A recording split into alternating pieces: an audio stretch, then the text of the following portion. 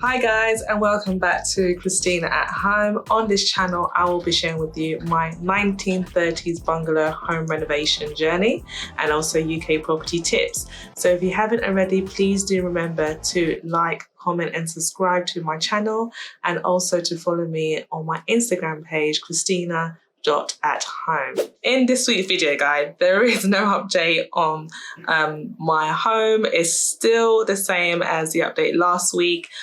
We are at the stage now where we're waiting for our foundations to dry, so the cement to dry. It's just about dry now, so we've kind of ordered all the materials, or the builders ordered the materials for what's going to be happening next week, which is we are going into building the walls for our 6-meter rear extension. So I'll give you guys a vlog update on that. On today's video, I'm going to go into a bit of more detail of what we'll be planning for our kitchen, and also give you my kitchen regrets of when we first renovated our kitchen and things that haven't worked and what I would like for my new kitchen. So let's start off with the first thing. So number one, I would like a bigger sink. I want a bigger sink so I'll be able to wash my pots, because we do have a lot of family big cooks, and I do enjoy cooking from big pots and stuff for the family. So I do want a bigger sink. I'll be able to accommodate a bigger pot so we can get our washing done, and also to hide when dishes or pots stack up, we can hide them in our massive big sink. At the moment, we've got a small sink and we've got 2 double sinks, and we also got a drainer where we put our dish rack on, and the drainer gets a lot of limescale that builds up on it, so we have to clean that regularly. So I do not want a drainer for our new kitchen. I've researched and I found out that you can get these inbuilt drainers that you can use and put in the sink so the water drains off into the sink instead of going on the side drainer. I'll probably put a picture up here of what I'm talking about in my current kitchen when we have the drainer, which always has a build-up of limescale. So yeah, so I want a big sink where we can hide all of our dishes, and also have an inbuilt drainer where we can dry off our bigger pots. We will be having a working dishwasher in our new kitchen, so we'll be making sure that all of our dishes get put into dishwasher and they can dry on the racks in the dishwasher. That's going to be fine. But that's one of the pet hates of my current kitchen, is that the sink is too small and it doesn't fit big pots. Number 2, what I'll be getting is a change of tap. I need a tap that has one of the, I think it's called a faucet, or the flexi rod, where you can pull out the tap and you can clean your dishes using using a flexi rod tap, so you can get the right angles to wash your bigger pots and stuff like that. At the moment, it's kind of like a hot mess trying to angle a big pot, trying to wash in a small sink. It just doesn't work. Like, it just does not work. So I can't wait to get a tap which has like a flexi rod which you can pull out and you can wash your dishes in. Another thing that's trending at the moment that I really like is being able to get a hot boiling water tap as well. It's trending at the moment. I know it's been around for a long time, but I think it's becoming more put in more domesticated homes. I think people find a lot of benefits to it. The number one reason why I like it, because it saves on countertop space. You don't have to have a kettle, you don't have to, and also the waiting time is like time efficient. You have to wait around to boil a kettle, and as well as that, you don't have to spend time descaling a kettle, cleaning a kettle because of the limescale and so forth. So I really do want a hot boiling water tap. What is debatable at the moment, I know one of the bigger brands, I think called Cooker, they also do a chilled water option and a sparkling water option, but I'm not sure that I want to go for that yet, because it does cost a lot of money in terms of maintenance, in terms of getting the filters, or I think they're called actually CO2 cylinders. Every year you have to pay for them.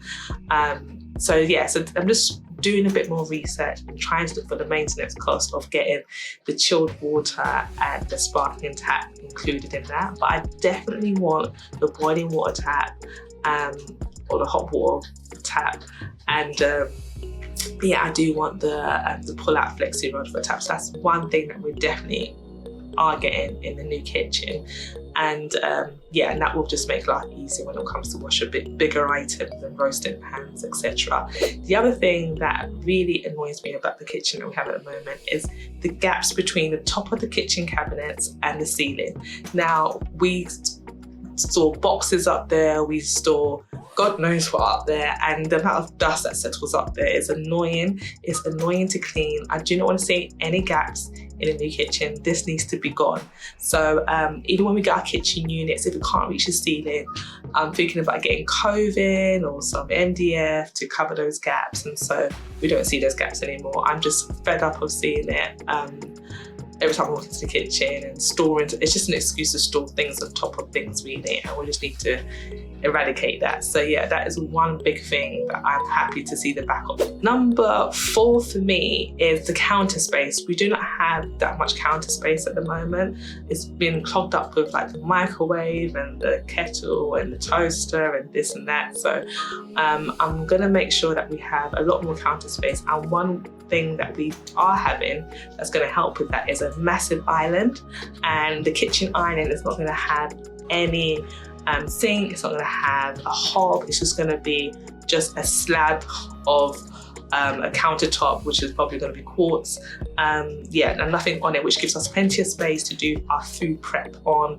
And also if we're having like family dinners or family events, then we can maybe to have like our buffet spread on the countertop as well, which is amazing for creating extra space. So I can't wait to be able to have a kitchen island which will provide extra space for countertop space for us. So guys, I've got to go back a couple of steps, because one thing that I did forget, which was the soap dispenser. I do want an under counter soap dispenser, so that again we have a clear countertop. We don't have to have a very liquid dishwasher sitting next to our sink. So that's one thing that I did forget to mention earlier. And the other thing that I'm really excited about getting as well is the opportunity to have a utility room. Now, at the moment, when you walk into our kitchen, you can see our washing machine, and you can see our boiler exposed, and they're not all fitted and integrated. So I'm happy to put them away into our utility room where we can house them as well. And because we have an open plan, it will be really useful for us to make sure that all the noise of the washing machine and the boiler is contained in the utility room, which we can close off. So yeah, I'm really excited about having that and having that space to put away things such as the washing machine, the boiler, and all of our cleaning equipment. And like, other thing that I really want to see the back of is, at the moment we've got wine racks, and I don't even know if anyone's going to have them, but I will put a picture up on here somewhere. But we've got wine racks at the moment, and I find them such annoying. Number one, we're not really big drinkers in our home, but the other thing is that it's really difficult to clean. You've got to take out each bottle and get right in and clean each slot inside. So it's just a bit annoying. If I knew at the time, I would have opted for a wine fridge, but as I said before, I'm not a big drinker, so I'm happy to see the back of those wine rack things. Are just an annoying bugbear to clean. So yes, that can be gone. The only other question that I'm trying to do a bit more research about, but I'm a bit more like, is open shelves. They look really pretty on Instagram and on Pinterest, seeing so many beautiful pictures of open shelves. But another bugbear for me is having to think about the dust that settles on it and having to clean all those shelves constantly is the toss-up at the moment between having cupboards at the top which we can keep closed, or having the open shelves. So because I'm all about being low maintenance and not having to spend so much time cleaning and maintaining, I do want to bear this in mind when picking our final kitchen design. So I may not go with open shelves, even though they do look pretty, just because it's a lot harder to maintain. Finally, was that to have more drawers than to have cupboards, because at the moment we have a lot more cupboards in our kitchen than we do have drawers. And I know from experience that drawers are so much easier in terms of home organizing and being able to know where things are and see everything laid out. With cupboards, things get hidden at the back. Some things are harder to access. So in our new kitchen, we're definitely going to be getting more drawers than cupboards. So yeah, so that's it for today's video. I'm sorry that I'm not able to share any further updates on our array extension, because there just hasn't been anything to update today on. But definitely the builders will be coming back next week to start creating a shell of the rare extension. So if you want to keep live with the updates, don't forget to follow me on my Instagram page, Christina.@home. But in the meantime, guys, please share with me what your kitchen bugbears are, or what drives you crazy by kitchen and you want to change, or any kitchen regrets that you may have, or kitchen loves that you also have as well, and that you wish you got earlier. So please share with me in the comments below. Till next time, please like, comment and subscribe, and I'll see you on my next video.